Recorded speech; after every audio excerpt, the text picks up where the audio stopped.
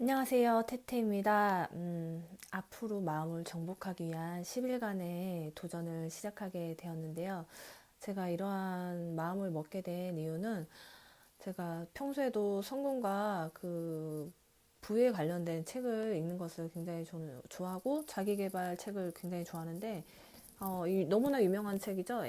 앤서니 라빈스님의 내 안에 잠든 거인을 깨워라 라는 책을 읽고 너무 좋은 얘기들이 많이 있지만 제가 이 머릿속에만 담아두고 실행하지 않으면 이게 큰 변화를 이룰 수 없겠다는 생각이 들더라고요. 그래서 이번에는 정말 적당히 대충 넘어가는 것이 아닌 꼭 실천함으로써 제가 정말 얼마나 성장할 수 있는지 그 가능성을 볼 수 있는 기회로 삼고 싶어서 이렇게 유튜브 영상도 촬영하게 되었습니다.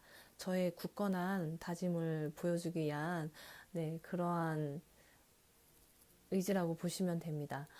그 마음을 정복하기 위한 그 열흘간의 도전을 하시려면 네 가지의 규칙을 지켜 주셔야 되는데 제가 한번 소개해 드릴게요. 제가 앞으로 이렇게 해야 되고 그리고 저와 같이 동참하기를 원하시는 분들도 있으시다면 이러한 규칙을 따라 주시면 돼요. 먼저 첫 번째는 지금부터 10일 동안은 부정적인 감정이나 생각에 얽매여서는 안 됩니다.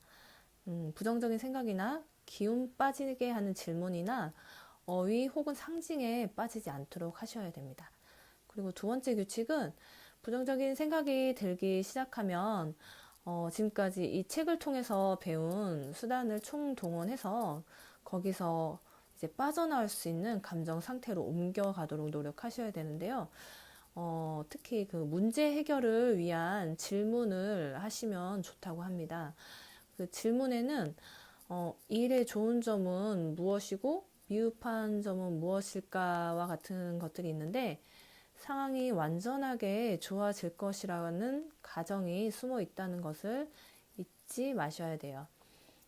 그리고 앞으로 10일 동안 매일 아침마다 활력을 주는 아침 질문을 자신한테 던지면서 성공적인 하루를 보낼 준비를 하시면 됩니다. 어떤 경우에도 즉각 실천에 옮겨야 하고요. 저녁에는 활력을 주는 저녁 질문을 사용하도록 합니다. 잠들기 전 기분이 좋아질 수 있는 질문이라면 어떤 것이든 상관이 없습니다. 참고로 잠깐 예를 들면 아침 질문은 지금 내 인생에서 나는 무엇이 행복한가? 나를 행복하게 하는 것은 무엇인가? 어떻게 그것이 나를 행복하게 하는가? 또 하나 예를 들면 내가 사랑하는 사람은 누구인가? 누가 나를 사랑하는가? 내가 사랑하는 마음이 들게 하는 것은 무엇인가? 어떻게 그것이 나에게 사랑하는 마음이 들게 하는가? 와 같은 것이고요. 그리고 활력을 주는 저녁 질문에는 내가 오늘 베푼 것은 무엇인가? 오늘 나는 어떤 방법으로 베풀었는가? 오늘은 내 삶의 질을 얼마나 높였는가? 내 미래를 위한 투자로 오늘을 어떻게 사용했는가? 이 책에 소개된 질문 내용입니다. 세 번째 규칙은 문제가 아니라 해결책에 집중해야 한다는 것입니다.